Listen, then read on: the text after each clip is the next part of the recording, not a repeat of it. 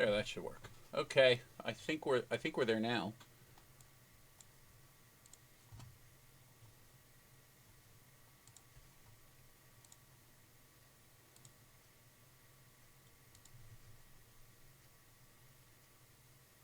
There we go. We are live. All right. So everybody out there at Facebook land, you'll have to forgive me. I am just getting things rolling here. We had some technical difficulties, and but now we're. I hope if you're on Facebook, give me a hands up saying that you can hear me because we had issues last time I tried to stream live to Facebook. Um, and I'm going to go share this to the PPU Facebook group. Share to group. PPU.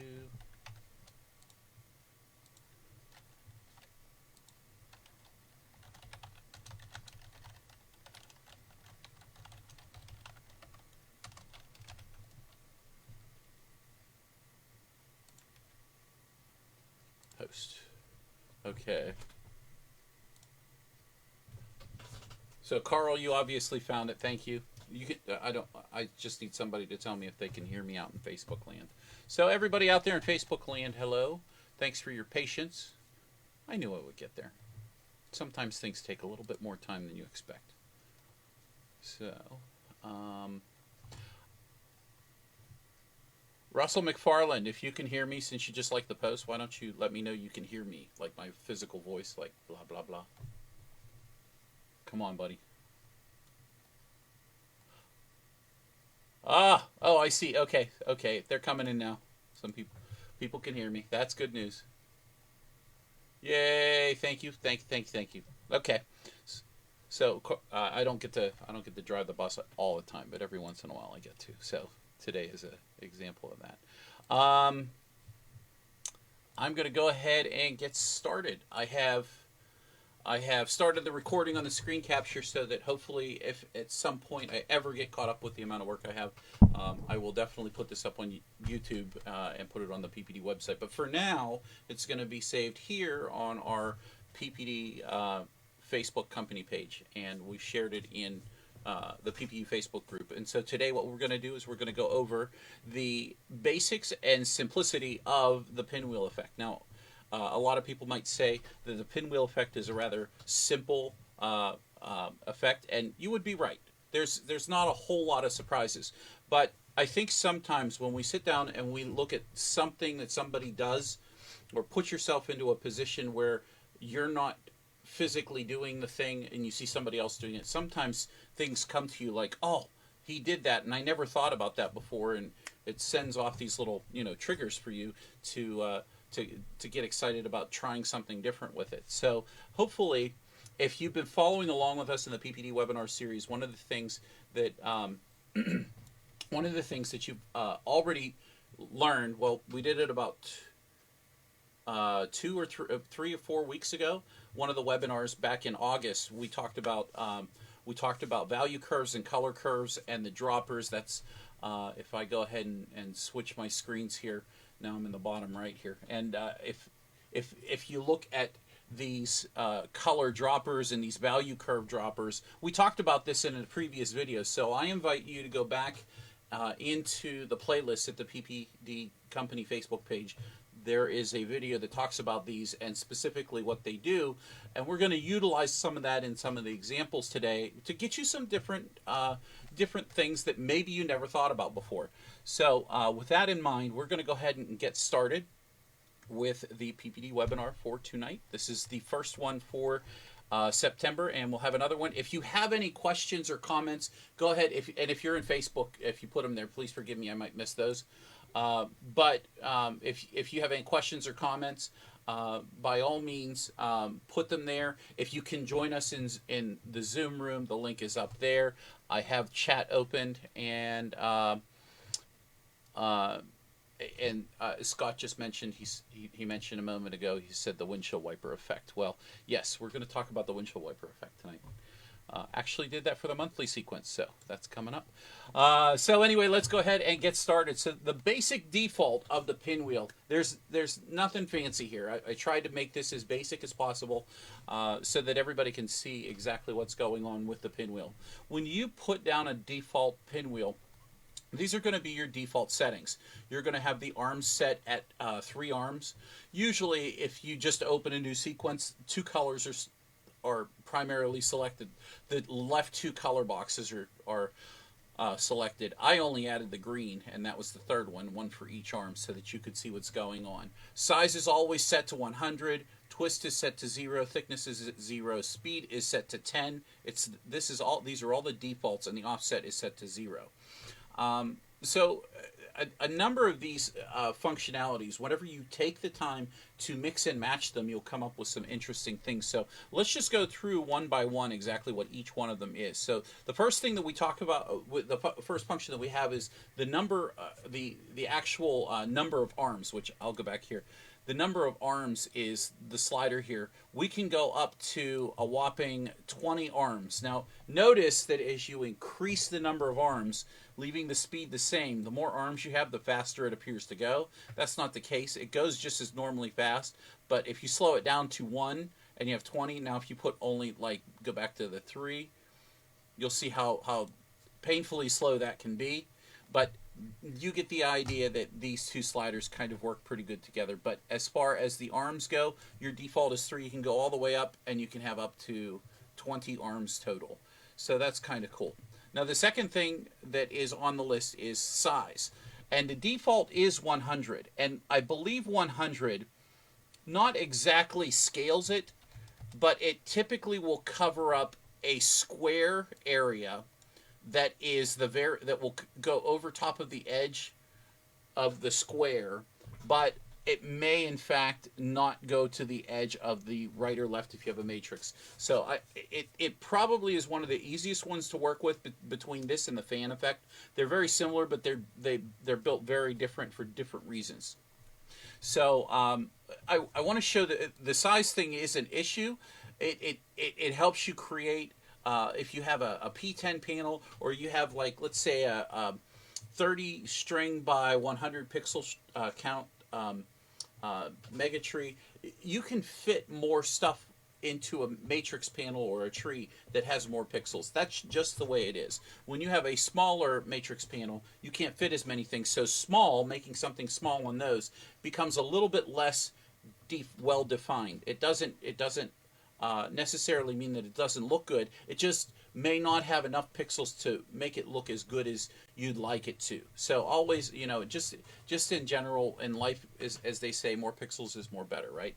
So keep that in mind whenever you think about talking about the size of the sizes here of the arms here. So what's nice is you can scale this up and scale this down to fit whatever it is that you're trying to do. I've done neat little things making the size go up and down. So works great with some different things we'll get into tonight. Then we have twist. Now obviously I'm still running it like the default. Like I did bump the size down just a little bit here. If it was 100, you could see that's what it would look like. But here's your twist. What twist is this can take either you can go negative 360 degrees or positive 360 degrees. And what that will do is that will change the direction for which those curls are going. And so in this instance, when you have it at a positive 360 degrees and the pinwheel is going counterclockwise, it draws your eye to the center. It's kind of like one of those hypnotizing wheel type things.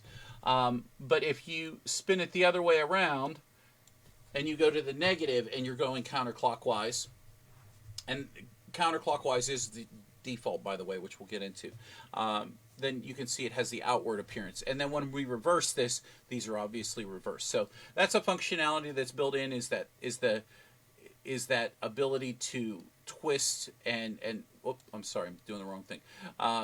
The ability to twist these to match exactly what it is that you're trying to accomplish in your sequencing.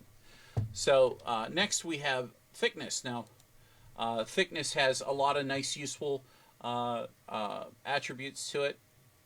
If you want thin and dainty, this is great for making this a much smaller size. You can make these little tiny, and you can have, and in the past I've used this exact example here, and I have made these nice and thick like that. Maybe not so much of a twist, But if you think about doing, let's say 6 arms, there you go. That's kind of like a pinwheel. Let's get rid of the green there. Now you have this candy spinner that you can put on top of your on your matrix, and you can be creative with xLights and make a little popsicle stick for the bottom of it. So I've done that in other sequences at different times, and that's a lot of fun. But it's a simple way to create like a candy or a peppermint of some sort. So thickness comes in handy there. Let's talk about the speed. The speed is ridiculous, like ludicrous, actually ludicrous. It goes pretty quick, or it stops, and it's nice to be able to stop the pinwheel effect from moving. And the reason it's nice is because you can do different things because there is a speed setting of 0, as we're going to see here in a moment. So as far as speed goes, you got slow, medium, fast, whatever it takes for you to. And again, if you change the twist, and just like we said earlier, the less arms you have, the slower it's going to appear to go. You have all of these other things, the functionality that you can put into it. So that thing can whip right around whenever you only have one, but as soon as you add another one, it almost goes twice as fast. So there's your speed. Just notice that what happens whenever you add more arms, that it speeds up, makes it appear to go faster even though you only have one. That's going at full speed. But this one here, go at 2, now add 3, and now you can't keep up because it's going crazy. Then we have one of my favorite functionalities is the offset. Now, if you saw the post earlier today, when I put through the emails, you saw the kind of, I don't know what's that radiation symbol. This is the radiation symbol, kind of. I guess I could just use all yellow. Let me try that. So this is a huge thanks to Scott, because you couldn't do this before. You couldn't line these up exactly the way you wanted to, and now you can. So you can do neat little things like that. But more than that, Scott talks about it. He mentioned earlier the windshield wiper effect. So this is something that you can do. We can take our thickness down a little bit, and once you figure out what the position is for that arm to be in the windshield wiper position, you can have it travel back and forth and back and forth, and that's going to be a lot of fun to play with. I'll show you more on that when we come back to it later on after we get through the rest of these. So then next we have what's called the style drop down. Now a lot of people are going to sit there and say, why does this exist? Well, the style back in early 2015 was created using an original version of the pinwheel effect from xLights version 3.0. So the old version of xLights, this is how the pinwheel natively worked. But what happened was that there, you can see here very clearly, there's some artifacting that's going on where these little dots are showing up on the pinwheel. And it was distracting in general. And so what the developers did was they eventually went in and fixed the pinwheel effect so that it didn't have the artifacting anymore. But that left a conundrum, because it would break any previous sequence ever created with the original render style, the old 3.0 version of the render style. So what the developers did was they created this drop-down style, and you could go from the old render method, or you could have the new render method. Now, if you had old sequences, and I still have old sequences with the pinwheel effect in it with the original render method, obviously anything new we use the new render method, unless you're really trying to do something specific where you want it to look antique or broken or whatever. There's that functionality where you have that there. So that's what that style is for. Mostly the new render method is what you're going to use if you happen to jump onto the old one. The only difference is that at blown up versions of the pinwheel, and if we go back to this, if I make this a little thinner, it doesn't appear as terrible. Like it's not using up as many, so it wasn't a big deal. It was only a big deal whenever you had everything filled in. Like, oh, what's all this? So that's where that came from.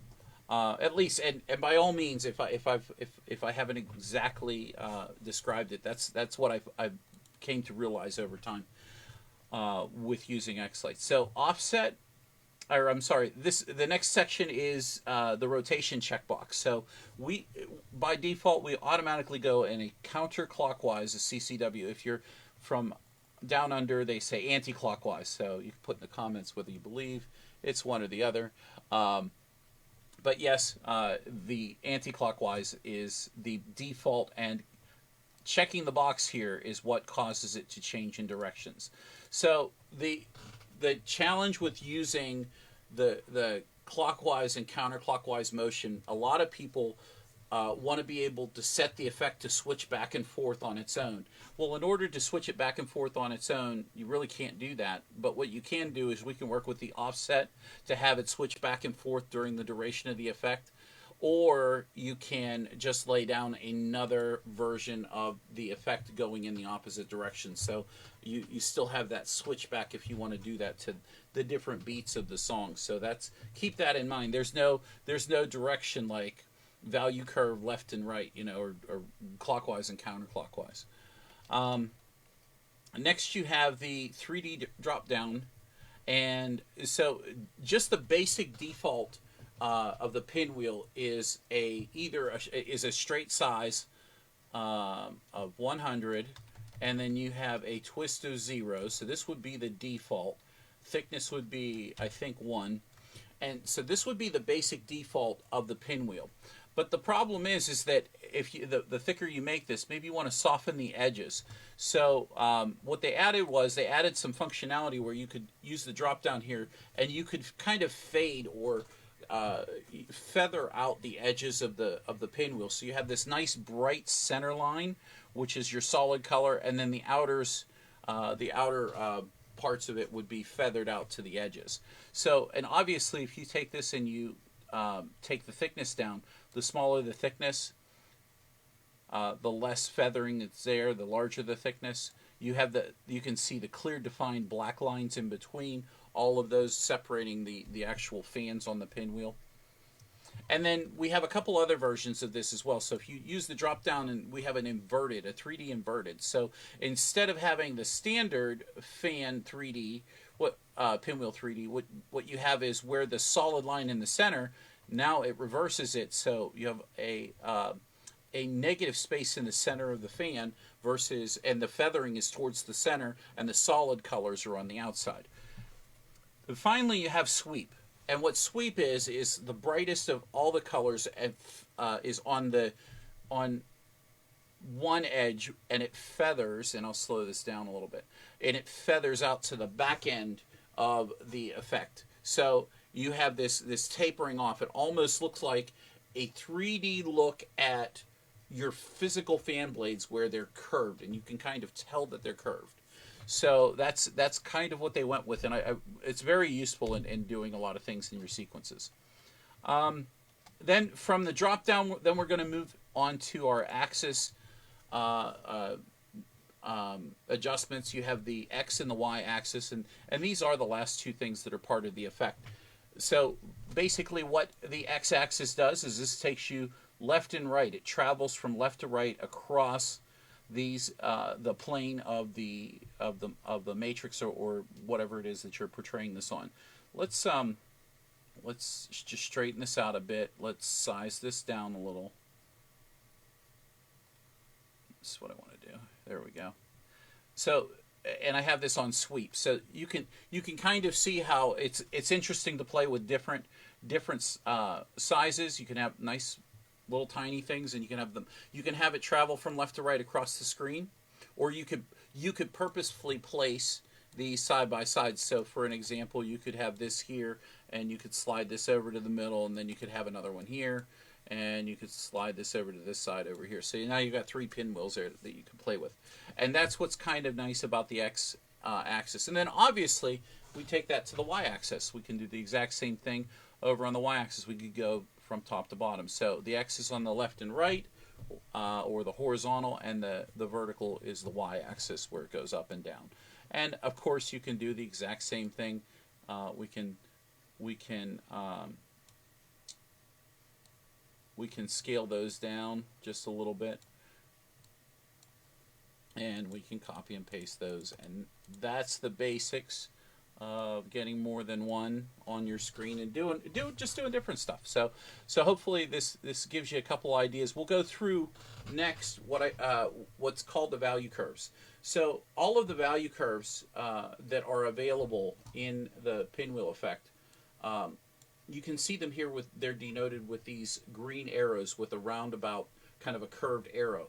Basically what this means is you're capable of setting a value curve or a value that changes on its own from the start of the effect to the end of the effect, or can be different for different periods of time while that effect is in duration. So in this instance, I have taken some of just one of the basic pre-built value curves, and it just goes from low to high to low, or from a lower number to a higher number, then back to a lower number. And so if I open this value curve up, you'll see I have it starting at size 25, then I have it ending at level 100, and then I have it one cycle. And so what that cycle is it's cycling a sawtooth method of going from low up to high, then back to low. So it starts at 25, goes to 100, then comes back down. And that's what the value curve is doing for us. So if you plan this out over a long period of time in the sequence, you could, for example, again, this is sawtooth. This is a predefined version. If we wanted to bump this up, let's say have it grow and shrink 3 times, now you can see it doing its thing there.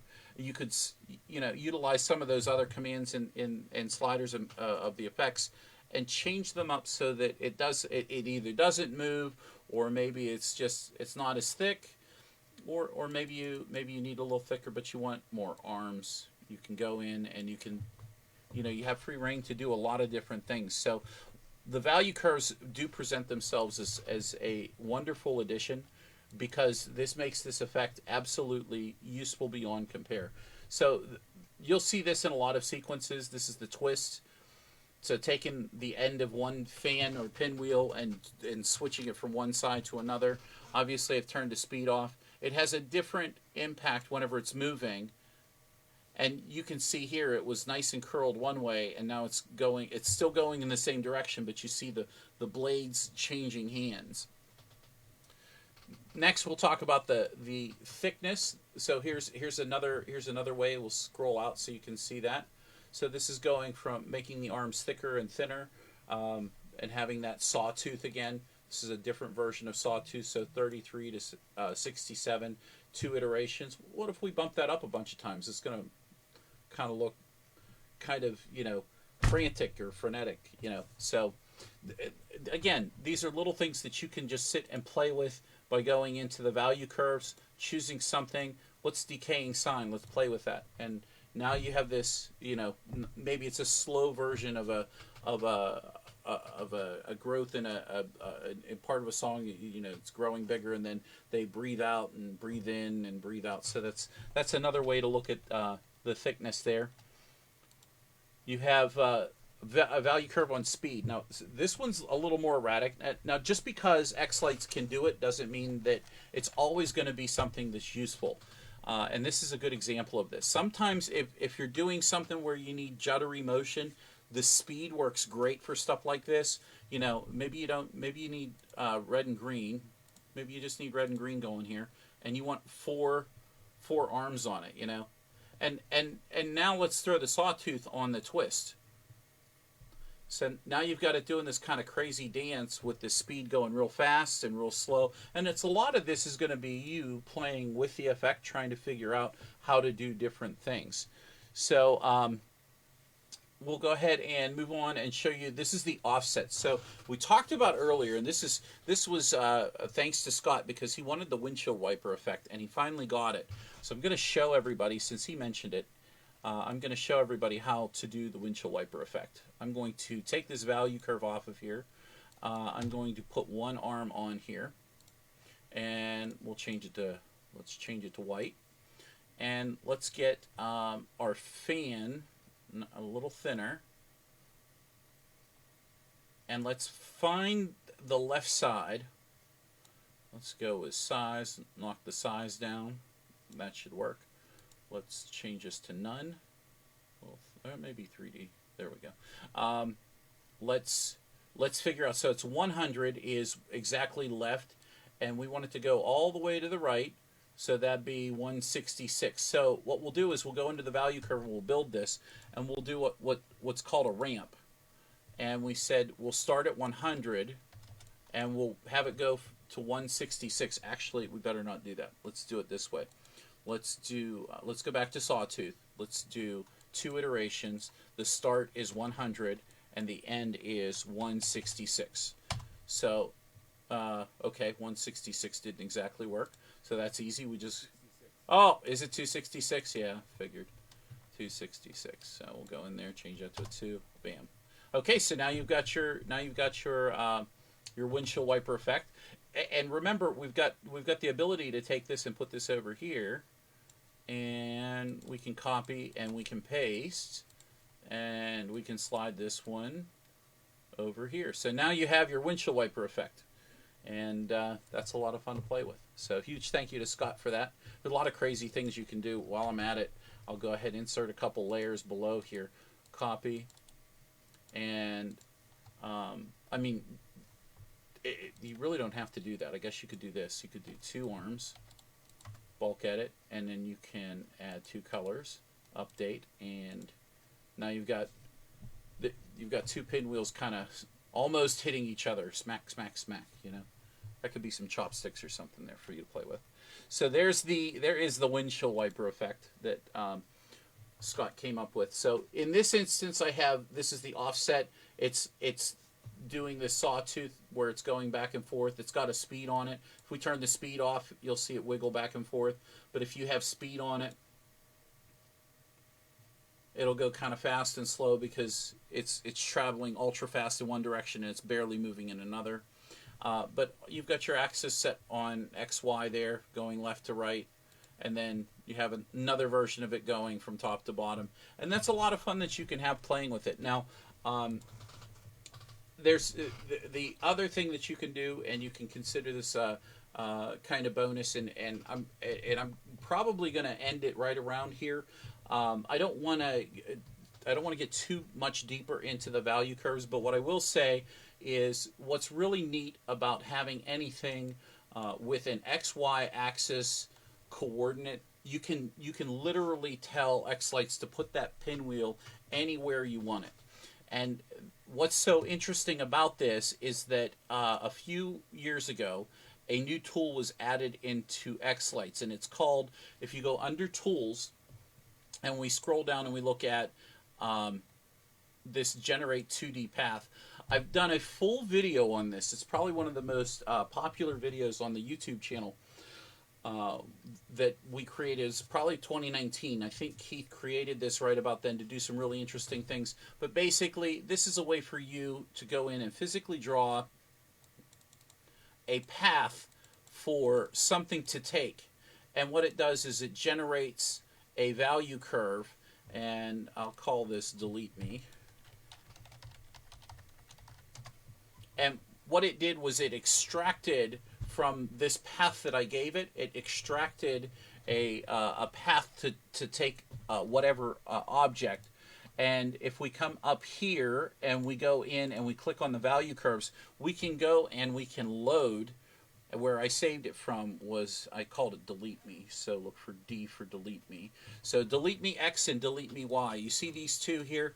If you put this one that says X on the X-axis, which I've just done, and then if I go to the Y-axis and I put this on here, and I get more in detail into this, load this, go to Delete Me Y, and this is the path that I just created using that other tool, and I was able to get xLights to spin this stuff around a little bit. So again, if you play with the size, let's add your twist a little bit. Let's make it a little thicker. So now you've got this little thing here going round in circles, and it's using those value curves. It's a lot of fun to play with this stuff, but you really have to be intentional with it.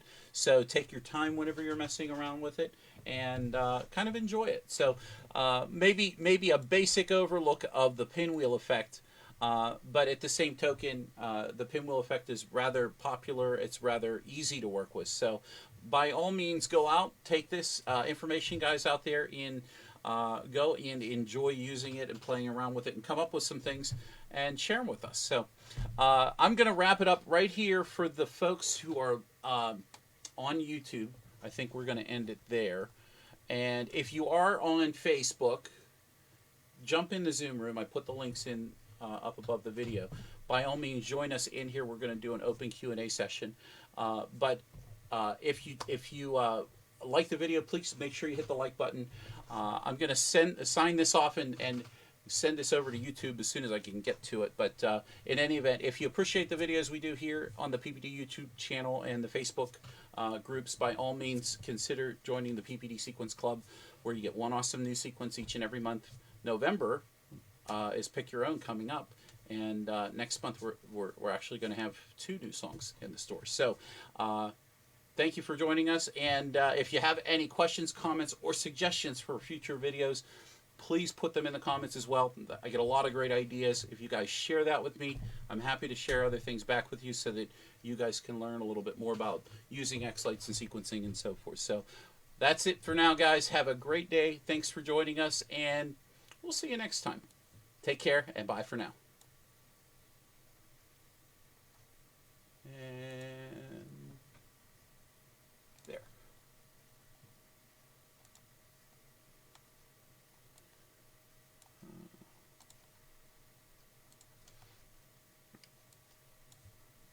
All right, does anybody have any questions in the group? Unmute, and I'm going to try to stop this from streaming now that I have finished it up.